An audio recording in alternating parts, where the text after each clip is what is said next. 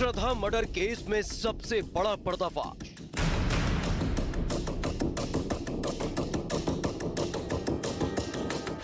आफताब पर भारी पड़ेंगे 120 घंटे।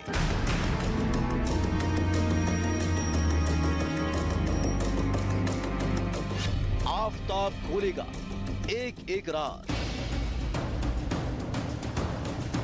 दिल्ली को दहला देने वाले श्रद्धा मर्डर केस मामले में आफताब को कोर्ट के सामने पेश किया गया तो कोर्ट ने आफताब को 5 दिन के लिए पुलिस के हवाले कर दिया है। इन 5 दिनों की रिमांड के दौरान आफताब की पूरी कुंडली पुलिस खंगालेगी।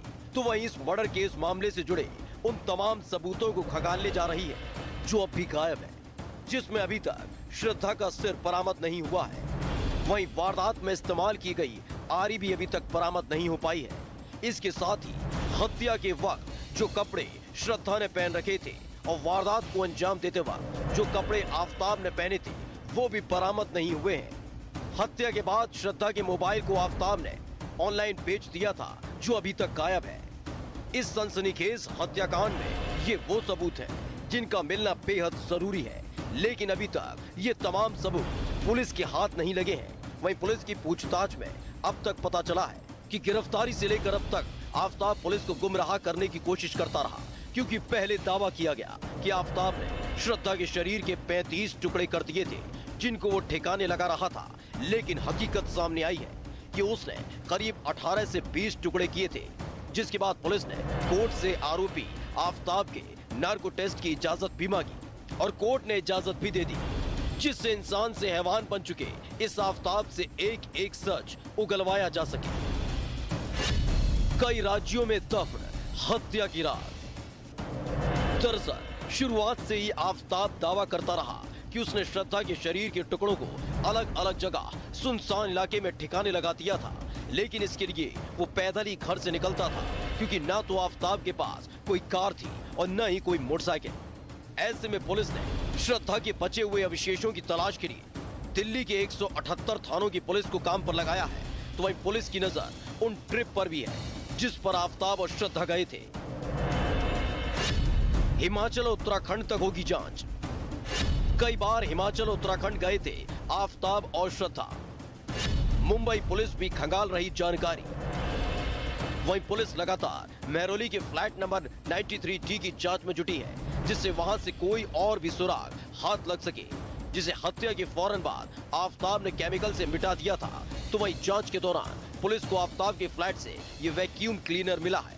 शक है किसी वैक्यूम क्लीनर का इस्तेमाल आफताब ने फर्श पर बिखरे खून को साफ करने के लिए किया था।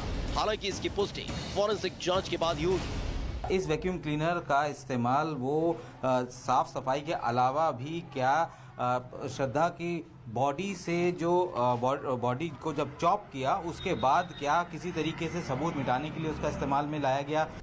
इस पूरे मामले की गुत्थी सुलझाने के लिए पुलिस के पास अब 5 दिन यानी 120 घंटे हैं और इन 120 घंटे में पुलिस को न सिर्फ बाकी बचे सबूतों को ढूंढना होगा, बल्कि जो सबूत हाथ लगे हैं उनके आधार पर आफताब की हैवानियत से पूरी तरह पर्दा उठाना होगा।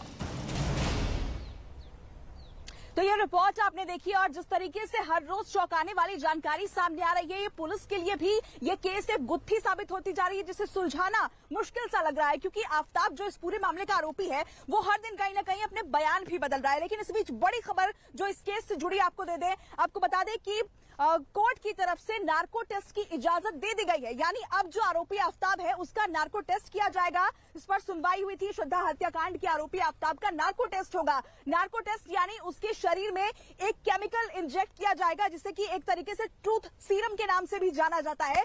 उसकी बॉडी में वो डाला जाएगा और ऐसा माना जाता है कि इस इंजेक्शन के लगने के बाद जो व्यक्ति होता है वो आधी बेहोशी की हालत में पहुंच जाता है और फिर उससे जो सवाल जवाब किए जाते हैं वो उस बेहोशी की हालत में झूठ नहीं बोल पाता। तो अब ये बेहद अहम माना जा रहा है कि नार्को टेस्ट इस मामले में होगा। जिस तरीके से वो लगातार बयान अपने बदल रहा है, क्या वो इसके बाद सच बोल पाएगा? उससे जिस तरीके की जानकारी सामने आएगी उसके बाद पुलिस उस आधार पर अपनी जांच को आगे बढ़ाएगी। उससे कुछ सवाल किए जाएंगे और उस आधार पर पुलिस उन जगहों पर जाकर छानबीन करेगी। आनंद हमारे सहयोगी बने हुए, उनका रुख कर लेते हैं। आनंद, नार्को टेस्ट की इजाजत मिल गई है, ये कितना अहम होने वाला है इस केस में?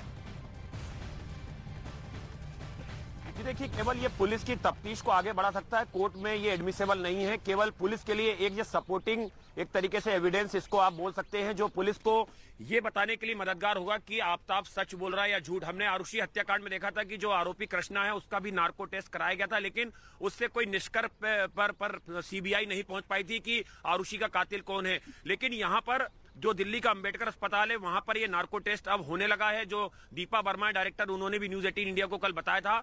उसके लिए एक प्रक्रिया होती है, दिल्ली पुलिस एफएसएल से अप्रोच करेगी और उसके बाद मेडिकल कुछ एग्जामिनेशन होंगे, ब्लड सैंपल लिया जाएगा और उसके बाद जब ये नार्को टेस्ट होगा उसमें 1 घंटे का वक्त लगता है। एक वीडियोग्राफर होते हैं, पूरी फोरेंसिक टीम होती है, डॉक्टरों का पैनल होता है। पहले एनएससी मानव भी इस वक्त हमारे साथ जुड़ गए हैं।